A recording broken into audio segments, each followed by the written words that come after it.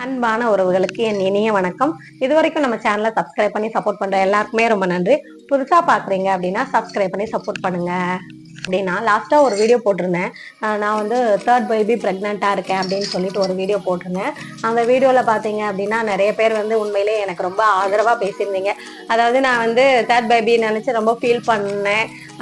எப்படி நம்ம வந்து சமாளிக்க போறோம் அப்படின்ற மாதிரி நான் ரொம்ப ஃபீல் பண்ணேன். சூப்பர். எல்லாருமே எனக்கு வந்து ஆதரவா கவலைப்படாதீங்க, நான் உங்களுக்காக வேண்டிக்கிறேன் அப்படின்லாம் சொன்னீங்க. உண்மையிலே உங்களுக்குலாம் ரொம்பவே பெரிய மனசுதான், அது இல்லைன்னு சொல்ல முடியாது. ஸோ எனக்காக வேண்டிக்கிறேன் அப்படின்னு சொன்ன எல்லா உள்ளங்களுக்குமே ரொம்ப நன்றி.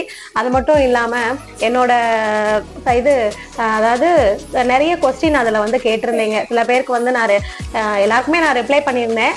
அதாவது ரிப்ளை பண்ண முடியாத கொஸ்டின் அந்த மாதிரி இருக்கிறத வந்து நான் உங்களுக்கு வீடியோவில் சொல்கிறேன், நெக்ஸ்ட் வீடியோவில் சொல்கிறேன்னு சொன்னேன். லாஸ்ட்டாக பார்த்தீங்க அப்படின்னா கண்டினியூஸாக மழை பெஞ்சது, ஹேர் பேக் போட முடியல. ஸோ அந்த வீடியோ நம்ம தனியாக பார்க்கலாம்.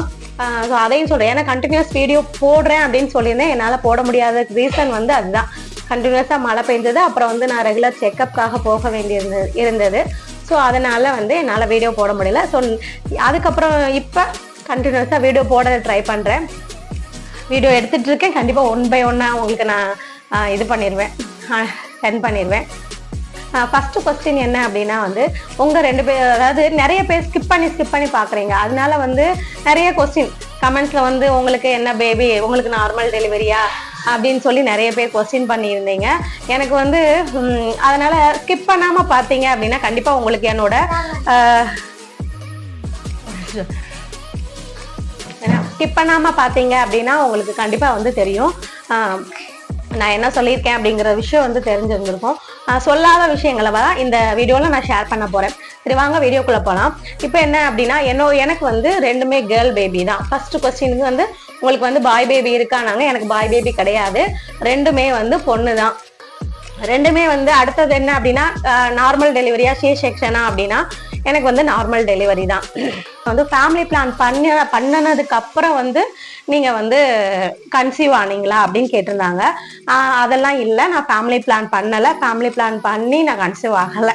சரி, ஆனா ஏன் ஃபேமிலி பிளான் பண்ணலை அப்படின்னா ஃபர்ஸ்ட் 2 டெலிவரி அப்ப 2 பாப்பாவும் பிறக்கும் போதுமே எனக்கு வந்து நான் பாய் பேபி தான் பிறக்கும், பையன் தான் வேணும் அப்படின்ற ஒரு 2 பேரும், நானும் சரி ஹஸ்பண்டும் சரி, 2 பாப்பா பிறக்கும் போதுமே பையன் தான் அப்படின்ற எதிர்பார்ப்போட இருந்தோம். ஆனா வந்து 2மே பொண்ணு. ஓகே, அப்ப சரி சாமி திருவருள் அப்படின்னு சொல்லிட்டு நாங்க 2 பேருமே ஏத்துக்கிட்டோம். ஸோ அதுக்கு 2வது பொண்ணு இவங்கதான். ஹாய் சொல்லு. ஹாய். இது வந்து என்னோட 2வது பொண்ணு. இவங்களுக்கு இப்போ 5 வயசு ஆகுது. ஃபர்ஸ்ட் பொண்ணுக்கு 8 வயசு நடந்துட்டு இருக்கு. சரிங்களா? இப்போ வந்து இவங்க 2வது பொண்ணு பிறந்ததுக்கு அப்புறம் வந்து நான் என்ன நினைச்சேன் அப்படின்னா சரி பிறந்து அடுத்த நாளே வந்து நெக்ஸ்ட் அடுத்த ஒரு குழந்தை நம்ம பெற்றுக்குவோம் அப்படின்ற ஒரு மைண்ட் செட்டப்ல தான் நான் இருந்தேன். என் ஹஸ்பண்ட கூட நான் இந்த விஷயத்த சொல்லலை, ஆனா அதனாலேயே நான் ஃபேமிலி பிளான் பண்ணிக்கல.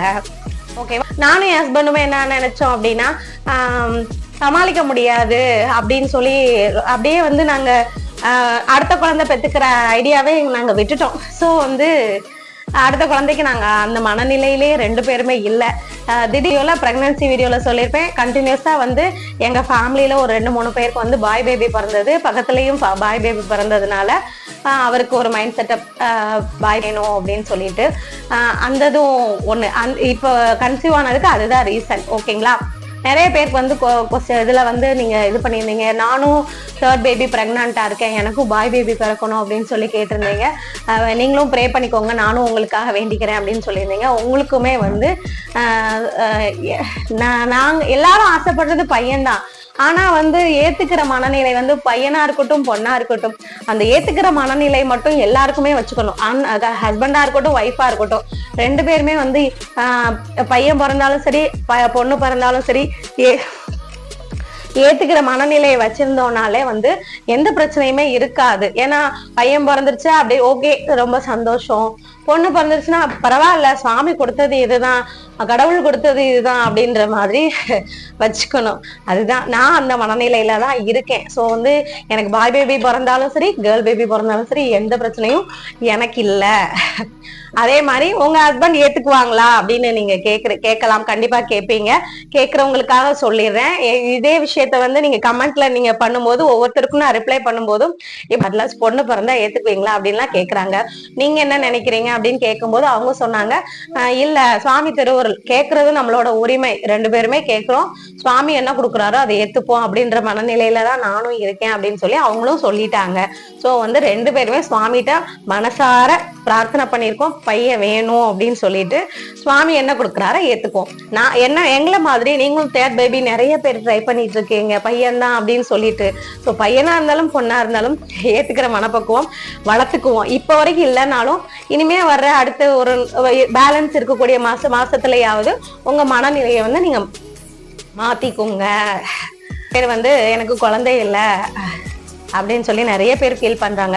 ஏன் நம்ம அத்தை யூடியூப் சேனல்ல கூட வந்து நான் பார்த்துருக்கேன், நிறைய பேர் குழந்தை இல்லை அப்படின்னு ஃபீல் பண்ணும்போது பாத்தீங்க அப்படின்னா